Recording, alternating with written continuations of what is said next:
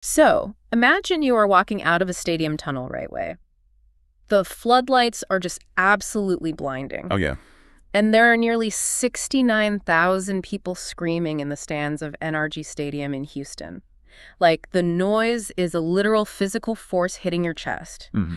But honestly, heavier than the noise is what you're actually wearing, which is the yellow jersey of the Brazilian national football team. Right, because the psychological weight of that specific piece of clothing is, it's almost impossible to overstate. Yeah. You've got 5 World Cup stars stitched right over your heart and, an entire nation of over 200 million people breathing down your neck demanding a 6th. Totally. And they don't just want you to win, right? They want you to win beautifully. Exactly. It's the ultimate burden. You are expected to dance. You're expected to perform the famous beautiful game. But within like half an hour of this match kicking off, it's like the actors completely forgot their lines. Yeah, it was rough.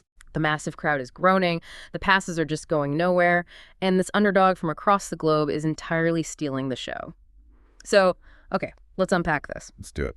Our mission for this deep dive today is to figure out exactly how this 2026 World Cup Round of 32 thriller unfolded. We've got a huge stack of match reports, the official FIFA match stats, and some really highly detailed post-game analysis from CBS Sports. Lots of great data to dig into. Yeah, and we are looking at a 2-1 clash where Brazil basically had to completely abandon their historical identity for this brutally effective, pragmatic tactic, and where Japan suffered an all-too-familiar, agonizing heartbreak. It really is arguably the perfect case study in modern tournament football. How so?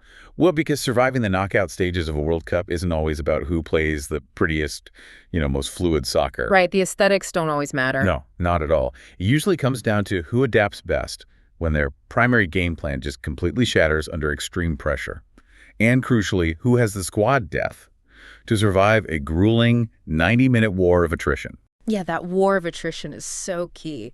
So let's set the scene in that first half. Because, looking at the numbers on paper, you might assume it was just business as usual. Mm-hmm. Brazil ended the game with a massive 68% possession.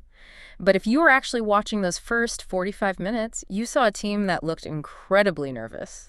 They were completely rattled. Japan comes out under their manager, Hajime Moriyasu, in this highly disciplined 3-4-2-1 formation. Yeah. And they were perfectly content to just hand Brazil the ball and say, go ahead, show us what you can do. Which was so smart. It really was. That structural choice by Moriyasu was entirely deliberate. When we talk about a 3-4-2-1, we're talking about a shape that creates this dense thicket of bodies right in the middle of the pitch. Just a wall. Exactly. Yeah. You have 3 center backs anchoring the defense, 4 midfielders sitting right in front of them, and then 2 attacking midfielders dropping back to help. Basically, they built a wall through the center of the field. Yeah.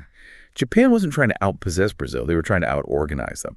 And it worked so brilliantly early on. The ball movement from Brazil was just so slow. So sluggish. The classic free-flowing Brazilian creativity, that famous joga bonito, was completely absent. You could literally see players hesitating for just like half a second before making a pass, which in international soccer is a lifetime. Right. And if we connect this to the bigger picture, Japan's strategy was perfectly tailored to exploit those exact nerves. Right. By sitting back, Japan essentially dared Brazil to break them down.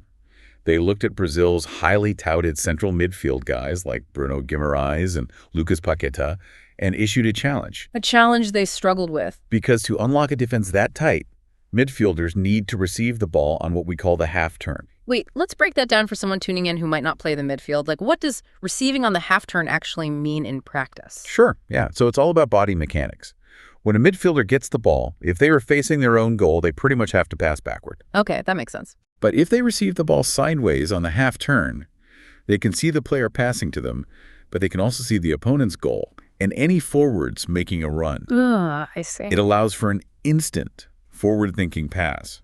But every single time Guimarães or Paquetá trying to open their bodies up to look forward, a Japanese midfielder was instantly there, bumping them, disrupting their balance, and basically forcing them to play the ball safely backward. Which means the star forwards, guys like Vinicius Jr. and Matheus Cunha, are just completely stranded up top. Just isolated. They're making runs, but the ball never comes.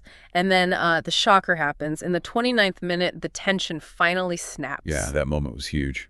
Kaishu Sano intercepts this misplaced, nervous pass in the midfield. He finds himself just above the half circle outside the penalty box, and he strikes this right-footed shot that just completely stuns the Brazilian goalkeeper. 1-0 Japan.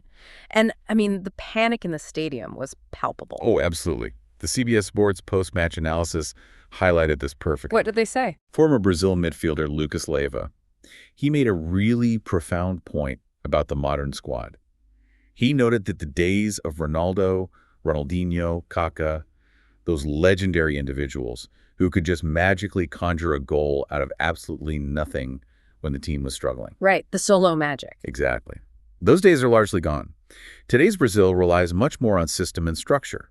So when the system breaks down, the team feels the immense, suffocating burden of trying to win that sixth star. You could genuinely see their legs getting heavier with every passing minute after that goal. It really did look like a lead actor freezing on opening night because the audience is just too intimidating. That's a great way to put it. But this raises a really tough question, I think. We always expect Brazil to effortlessly dance through defenses.